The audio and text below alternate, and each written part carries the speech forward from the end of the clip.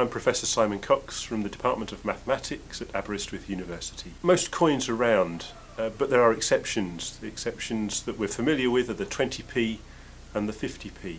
They're rather special if you think about them geometrically. They're not polygonal, that is, they're not seven-sided polygons with straight sides.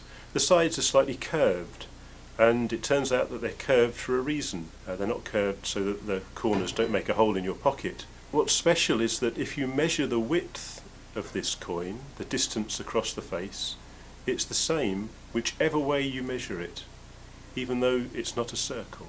It's a coin of constant width. That's very important for things like coin sorters and for slot machines, so that the coin rolls, but also that when the machine tries to measure the width of the coin, it gets the same reading whichever way up the coin happens to be. On the 28th of March this year, the Royal Mint will introduce a new pound coin, and it is not round, but also it is not a coin of constant width. The new £1 coin will be slightly wider, slightly thinner, slightly lighter than the round coin that we're used to, but it will have 12 sides. And geometrically, if you have an even number of sides, then you cannot have constant width. So one can generate a geometrical construction which shows how for an odd-sided polygon you can create rounded sides so that the width is constant, and that's just not possible for an even number of sides.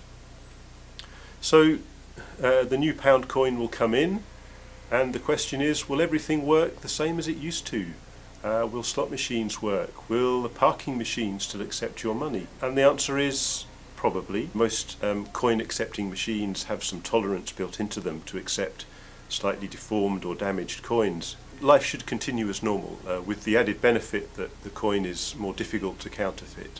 We've been here before, of course. We had the threepenny bit many years ago, which was also 12-sided. When you get the new pound coin, you can think that this is a little bit of geometry in your pocket.